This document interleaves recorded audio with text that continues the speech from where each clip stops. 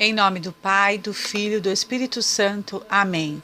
Doutrina católica, tradição e magistério. Meditação. O bom pastor que toca profundamente a carne do homem. Não somente deveríamos prestar muita atenção ao aviso de Nosso Senhor, por causa da facilidade com que a fé de uma pessoa pode ser corrompida por pastores em pele de cordeiro, mas deveríamos também encontrar motivação no fato de que o perigo prevalece hoje em dia mais do que era na virada do século, há 100 anos atrás, quando o Papa São Pio X sentiu a necessidade de escrever: os partidários do erro não devem ser procurados apenas entre os que são abertamente inimigos da Igreja, mas em seu próprio seio, e estes são mais nocivos por atuarem às escondidas. A Igreja não tem inimigos piores, pois eles colocam em operação seus desígnios para a destruição dela não pelo lado de fora, mas pelo de dentro. Assim o perigo está presente quase nas próprias veias e no coração da Igreja, e o dano é mais certo pelo próprio fato de que o conhecimento que eles têm dela é mais íntimo. Eles tomam o encargo de professores nos seminários e universidades e gradualmente fazem deles e delas cadeiras de pestilência. Finaliza o Papa. Ora, se é admirável o pastor que sabe carregar aos ombros com ternura a ovelha perdida, o que dizer, paradoxalmente, do pastor que abandona suas ovelhas fiéis para ir buscar ao longe um lobo disfarçado de ovelha, carregando docilmente o lobo aos ombros, abrindo ele mesmo as portas do redil e com as suas próprias mãos pastorais colocar o lobo voraz entre as ovelhas? A doutrina de Nosso Senhor Jesus Cristo está cheia de verdades aparentemente antagônicas que, entretanto, examinadas com atenção, longe de reciprocamente se desmentirem, reciprocamente se completam, formando uma harmonia verdadeiramente maravilhosa. Tal é o caso, por exemplo, da aparente contradição entre a justiça e a bondade divinas. Deus é ao mesmo tempo infinitamente justo e infinitamente misericordioso. Mas apresenta um Deus que não castiga a um Deus que pede para não julgar.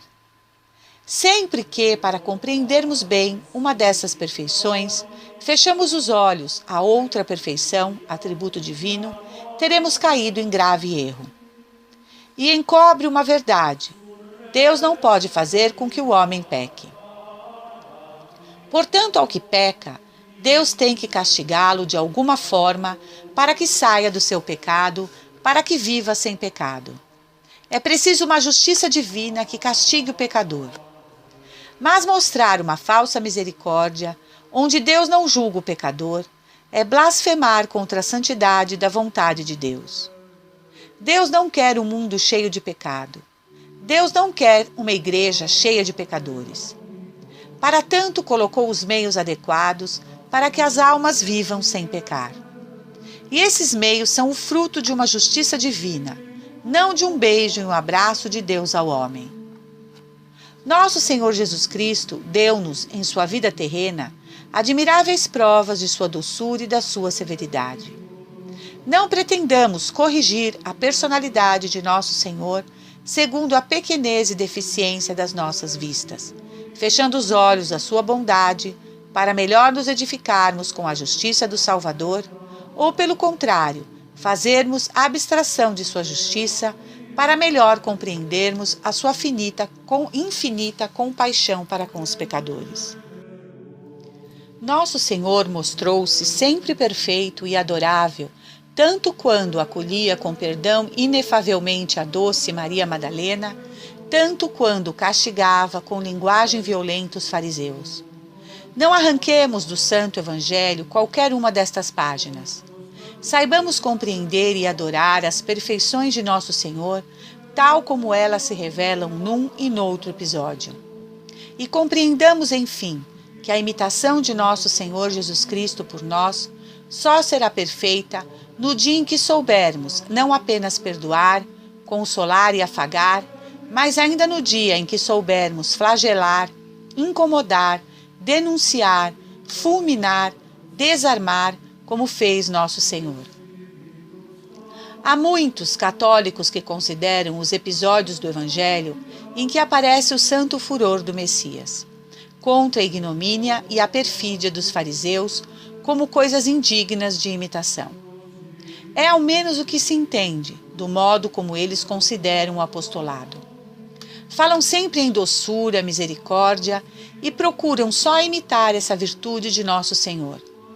Que Deus os abençoe por isso. Mas, por que não procuram eles imitar também as demais virtudes de nosso Senhor? Muito frequentemente, quando se propõe em matéria de apostolado um ato de energia qualquer, a resposta invariável é a de ser preciso proceder com muita brandura, a fim de não afastar ainda mais os transviados. Poder-se-á sustentar que os atos de energia, de retidão e firmeza têm sempre o invariável efeito de afastar ainda mais os transviados? Poder-se-ia sustentar que nosso Senhor, quando dirigiu aos fariseus as suas invictas candescentes, fê-lo com a intenção de afastar ainda mais aqueles transviados? Ou por um pensamento absurdo, devemos supor que nosso Senhor não sabia ou não se preocupava ou importava com o efeito catastrófico que suas palavras causariam aos fariseus? Quem ousaria admitir tal blasfêmia contra a sabedoria encarnada, que é nosso Senhor Jesus Cristo? Deus nos livre de preconizar o uso de severidade e de processos violentos como único remédio para as almas. Mas Deus nos livre também, e entretanto, de não prescrever tais remédios austeros e salutares dos nossos processos de apostolado. Há circunstâncias em que se deve ser prudentemente suave e circunstâncias em que se deve ser sabiamente austero. Ser suave quando as circunstâncias exigem severidade, ou ser violento quando as circunstâncias exigem suavidade, há nisso sempre um erro grave. Para que se compreenda melhor que a imitação perfeita de Jesus Cristo não consiste apenas na doçura e na suavidade, mas também na retidão e austeridade, cito uma frase de um grande santo e doutor de igreja, São Francisco de Sales, ensinada em seu livro Filoteia. Diz o suave santo: os inimigos declarados de Deus e da Igreja devem ser difamados tanto quanto se possa, desde que se não falte a verdade, sendo obra de caridade gritar: eis o lobo, quando está entre o rebanho ou em qualquer onde seja encontrado. Fonte São Francisco de Sales, livro Filoteia, capítulo 20, parte 2. Lembrando que um santo é aquele que a Igreja declarou, com autoridade infalível, ser o imitador perfeito e exemplar de nosso Senhor, devemos, portanto, amar o pecador, mas ter ódio ao pecado. E amar o pecador não significa concordar ou se omitir com seu pecado, mas sim, por verdadeiro amor e verdadeira caridade, exortá-lo a abandonar o pecado por amor a Deus e pela salvação de sua alma. Então, repito, Deus nos livre de nos omitirmos, de não prescrever tais remédios austeros, salutares e necessários dos nossos processos de apostolado. Devemos sim odiar o pecado, odiar a heresia, mas tudo unicamente por amor a Cristo e a sua Santa Igreja. Pois, como disse São Bernardo, todo herege é ovelha na lã, raposa nas entranhas, lobo nas obras. Nos alerta também para o perigo do falso pastor e do aparecimento das heresias Santo Ambrósio, no ano de 1846, dizendo: meus filhos, saibam que os últimos dias estão chegando, e como disse o apóstolo, eles serão pobres em piedade, e heresias e cismas irão aparecer nas igrejas. E como disseram os santos padres, não haverá nos tronos dos mosteiros hierarcas que não sofrerão testes e tentações na vida espiritual. Portanto, heresias irão se espalhar e enganar a muitos. O inimigo da humanidade irá atuar com esperteza e se fosse possível ele levaria a heresia até mesmo os escolhidos. Portanto, tomemos cuidado para que o lobo em vestimenta de cordeiro não seja colocado no redil das ovelhas para destruí-las e condená-las eternamente. Saibamos que os hereges já estarão presentes.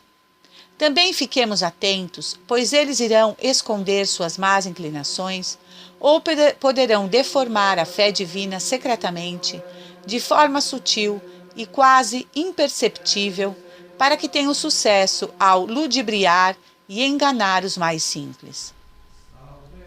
Foi o próprio Deus, nosso Senhor Jesus Cristo, quem nos advertiu no Sermão da Montanha quando disse: Guardai-vos dos falsos profetas, que vêm a vós vestidos de cordeiros, mas por dentro são lobos vorazes. Mateus 7,15.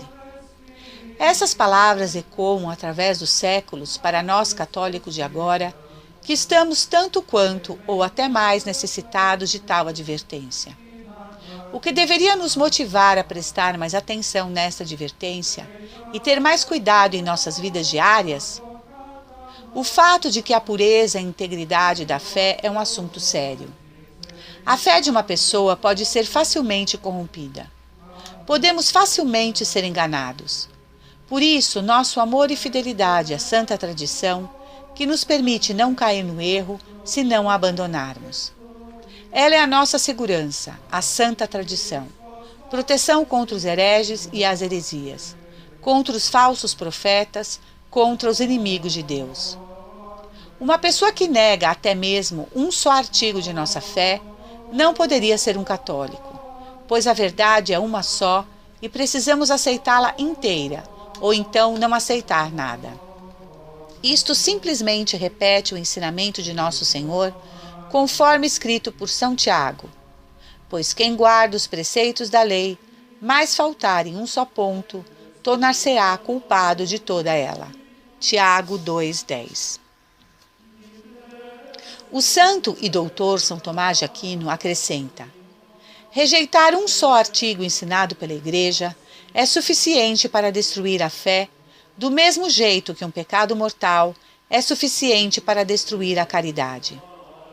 O Papa Leão XIII, em sua encíclica Satis Cognitum, ensina com todas as palavras: nada é mais perigoso do que os hereges, que enquanto conservam quase todo o remanescente do ensino da Igreja intacto, corrompem com uma única palavra, como uma gota de veneno, a pureza e a simplicidade da fé que nós recebemos através da tradição, tanto de Deus quanto dos apóstolos.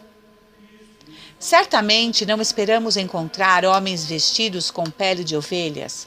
Não. O que nos é dito para temer é aquilo que na superfície soa agradável aos ouvidos, aquilo que parece positivo ou benigno à primeira vista. Mas por trás de tudo isso está um erro sutil que destrói a fé. Qual é um dos melhores meios pelos quais um erro contra a fé pode ser ensinado a um católico e fazer com que ele o aceite facilmente como verdade mesmo, se a princípio ele questionava a sua novidade? O jeito que foi usado na virada do século foi dizer que a doutrina evolui, o dogma evolui, ou que a verdade evolui com o homem. Dizem que temos que perceber que há um desenvolvimento doutrinal. Ora, esta é a pele de cordeiro, da qual nosso Senhor falou. Qual maneira seria melhor para que falsas doutrinas sejam aceitas pelos fiéis do que clamar que a doutrina só parece diferente, porque são verdades do tempo antigo que desenvolveram e se modernizaram e progrediram ou avançaram? Este é um dos mais indiciosos e traiçoeiros métodos de corrupção da fé de um católico. A palavra desenvolvimento soa benévola ou muito teológica aos ouvidos e pode muito bem pegar as pessoas desprevenidas. É um termo muito geral, que tem mais de um significado. Tenha cuidado com o palavreado ambíguo. O termo tem que ser entendido correta, clara e perfeitamente. Nosso Senhor deu à Igreja as verdades da fé. A Igreja ensina que a revelação terminou com a morte do último apóstolo. Este depósito da fé tem sido preservado e ensinado infalivelmente desde o começo. Quando a Igreja era jovem, os cristãos tinham um bom conhecimento da fé. Conforme a Igreja cresceu, nós desenvolvemos um melhor entendimento do que o sagrado depósito contém. Um católico no ano 94 d.C. é tão católico como um teólogo ortodoxo do século XX, acreditando nas mesmas doutrinas, nada contrário. A verdade é imutável. O que foi condenado uma vez pela Igreja no passado não pode mais tarde ser aprovado por princípio, nem pode algo que uma vez foi declarado verdadeiro e bom pela Igreja tornar-se mais tarde falso e pecaminoso. Então vemos nosso Senhor nos alertando sobre homens que procurariam corromper nossa fé. Hoje em dia, tais homens, muito frequentemente, vestem a pele de cordeiro do desenvolvimento doutrinal para enganar católicos incautos, a fim de que acreditem em doutrinas diferentes do que as que lhes foram ensinadas previamente pela Igreja. A pele de cordeiro, que é tão traiçoeira e insidiosa, é da posição eclesiástica. A Igreja lidou com tais hereges no passado e lidou de forma severa. Hereges que ocupam altos cargos na Igreja podem facilmente enganar o católico mediano, simplesmente permanecendo em seu posto de dignidade, como vemos na citação acima do Papa São Pio X. A história mostra que isso tem causado enormes desastres na Igreja. Diz a Sagrada Escritura: há apenas pessoas que semeiam a confusão entre vós e querem perturbar o Evangelho de Cristo. Mas, ainda que alguém, nós, um anjo baixado do céu, vos anunciasse um Evangelho diferente do que vos tenho anunciado, que ele seja anátema. Gálatas 1, 7 e 9. São Paulo nos dá um princípio para lembrarmos. Irmãos, ficai firmes e conservai os ensinamentos que de nós aprendestes, seja por palavras, seja por carta nossa.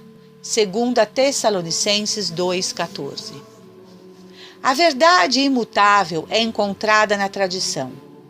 Muitas pessoas hoje em dia reconhecem as heresias que estão infestando a Igreja desde sua mais alta hierarquia e estão tentando prestar ouvidos a essas palavras de São Paulo.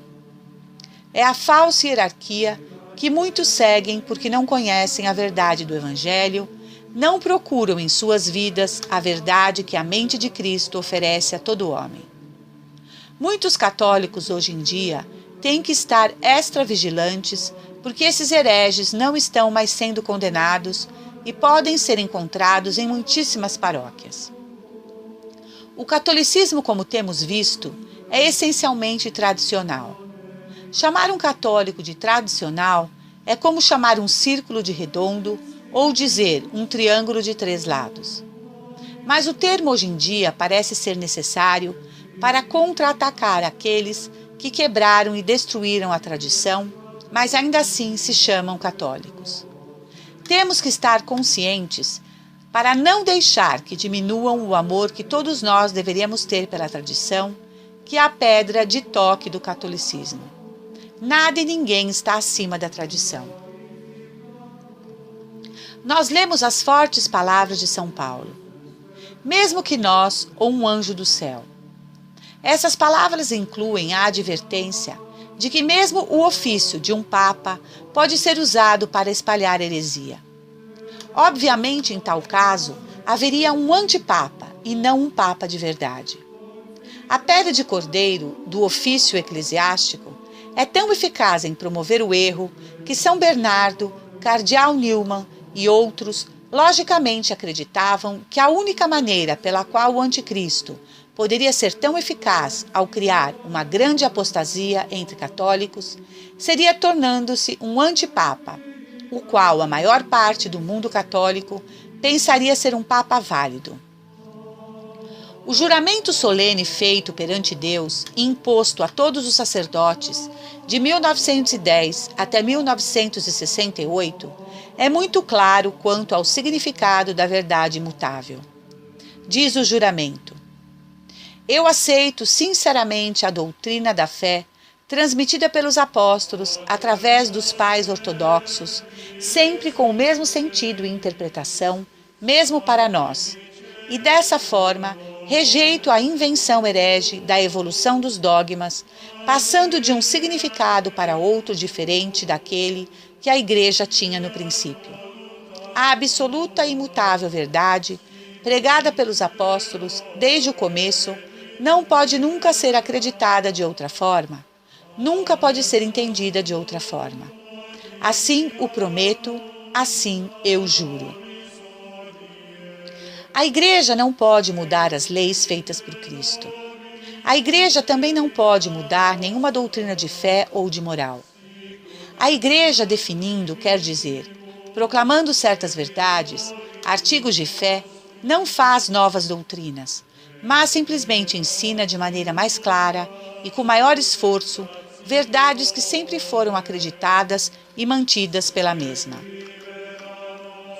Diz o padre Frederic William Faber: a deslealdade suprema para com Deus é a heresia.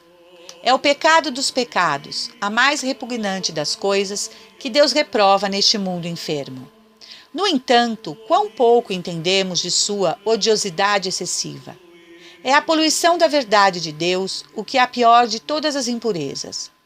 Porém, como somos quase indiferentes a ela, nós a fitamos e permanecemos calmos. Encostamos nela e não trememos. Misturamo-nos com seus faustores e não temos medo. Nós a vemos tocar as coisas santas e não percebemos o sacrilégio. Inalamos seu odor e não mostramos qualquer sinal de detestação ou desgosto. Alguns de nós afetamos ter sua amizade e alguns até buscam atenuar as culpas dela. Nós não amamos a Deus o bastante para termos raiva pela glória dele. Não amamos os homens o bastante para sermos caridosamente sinceros pelas almas deles. Tendo perdido o tato, o paladar, a visão e todos os sentidos das coisas celestiais, somos capazes de armar tenda no meio desta praga odienta, em tranquilidade imperturbável, talvez até com uma demonstração solícita de simpatias tolerantes por seus fautores.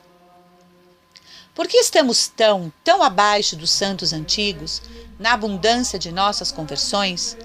Por que não temos a antiga firmeza? Falta-nos o velho espírito da Igreja, o velho gênio eclesiástico. Nossa caridade é insincera, pois não é severa, e não é persuasiva, pois é insincera. Carecemos de devoção pela verdade como verdade de Deus. Nosso zelo pelas almas é débil, pois não temos zelo pela honra de Deus. Dizemos aos homens meia verdade, a metade que calha melhor a nossa própria pusilanimidade, e depois nos admiramos de tão poucos se converterem e que desses poucos tantos apostatem. Somos tão fracos a ponto de nos surpreendermos de que nossa meia-verdade não teve tanto sucesso quanto a verdade inteira de Deus. Onde não há ódio à heresia, não há santidade. Um homem que poderia ser um apóstolo torna-se uma úlcera na Igreja por falta de justa indignação. Fonte Padre Frederic William Faber, livro O Preciosíssimo Sangue, ou O Preço de Nossa Salvação, 1860. Não sigamos o que é profano. O profano é o que não tem nada de sagrado nem de religioso, e é totalmente estranho ao santuário da Igreja, templo de Deus. As novidades profanas nas expressões são, pois, as novidades concernentes aos dogmas, coisas e opiniões, em contraste com a tradição e a antiguidade. Sua aceitação implicaria necessariamente a violação total da fé dos santos padres.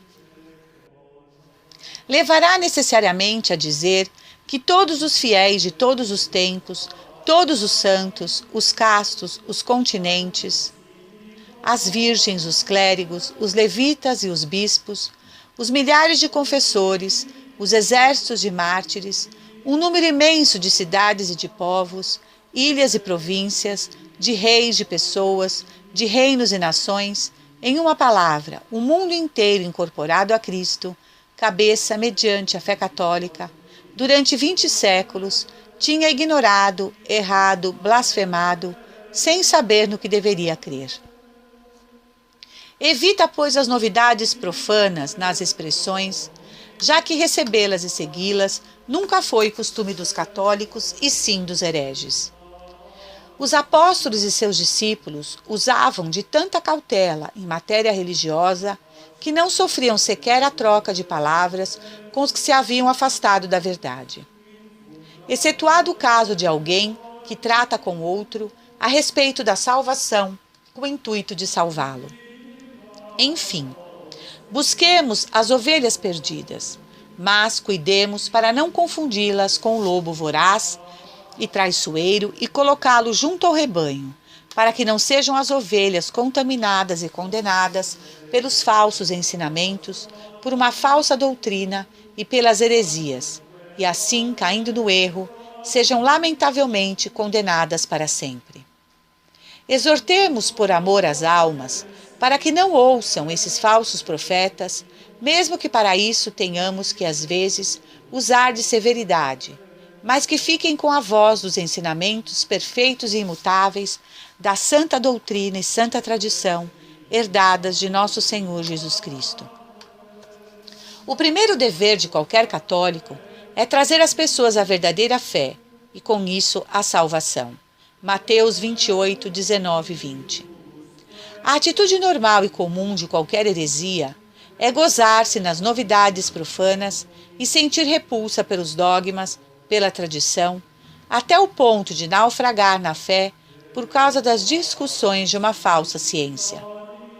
Ao contrário, é próprio dos católicos guardar o depósito transmitido pelos santos padres, condenar as novidades profanas e, como muitas vezes repetiu o apóstolo, descarregar o anátema sobre quem tem a audácia de anunciar algo diferente do que foi recebido. Louvado seja nosso Senhor Jesus Cristo, salve Maria, viva Cristo Rei. Senhor, dai-nos a fortaleza dos mártires. Em nome do Pai, do Filho e do Espírito Santo. Amém.